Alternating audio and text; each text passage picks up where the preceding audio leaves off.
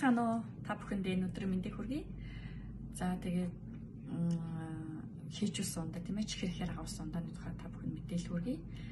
Миний хувьд бол би бол нэлээх энэ асуудал дээр сэтгэл хэцүү өвдөг байгаа. За сүүлийн үед бол хэрэглэн нэлээх ихсээд байна уу гэмээр бол харагддаг. Би өөрөө бол огт ер нь бол хэрэглэдэггүй. Хаяа нэг л амсах, төдийл амсдаг. Хүүхдүүдэд бол аль болох хэрэглүүлэхгүй нэлээх хичээдэг. Тэгсэн ч гэсэн ерөнхийдөө бол юм тийм ээ найз нөхөд ч гэдэг юм уу тийм ээ ойр дотны хүмүүс маань бас их нөлөөлөд байд юм аа. Тийм болохоор энэ талаар та бүхэндээ одоо мэдээлэл хүргэе.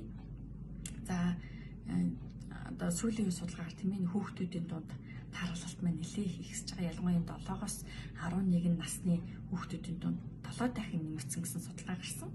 Эний хамгийн гол одоо нөлөө үзүүлж байгаа хүчин зүйл маань нэг хийж үлсэн ундаа тийм ээ чихэрхээр авсан ундааны хэрэглэгтэй холбоотой юм аа.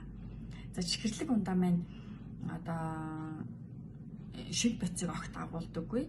Жимсний өртөс байтугай үнэрч одоо байхгүй. Харин эсвэргээрээ жимсний өнгө орлуулагч, жимсний үнэр орлуулагч байцыг хэмжээгээр орсон байт юм аа.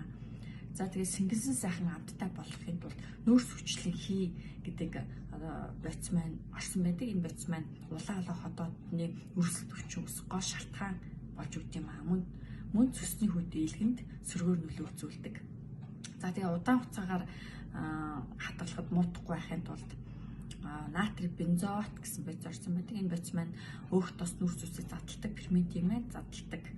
Тэснэрээ одоо өөх тос нүрс ус маань бит хоригдлогдож, биеийн чинь нэмэгдэж тархалт үүсэх шалтгаан болж өгд юм аа. За эсэлтүүлэхгүй тулд нимгний хүчлийн натр, ортопоспын хүчил гэдэг маань орсон байдаг. Энэ маань шүдний палан гэмтээхээс гадна хотоодонд бол сөргөөр нөлөө үзүүлдэг юм аа. Кофеин агуулсан байдаг.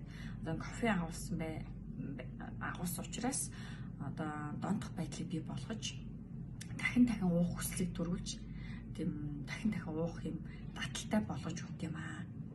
За тэгээд ийм чихэрлэг ихээр агуулсан юм хийж үсэн ундаанууд маань бидний бие махбодод нэлээд одоо сөрөг нөлөө үзүүлдэг байх нэ.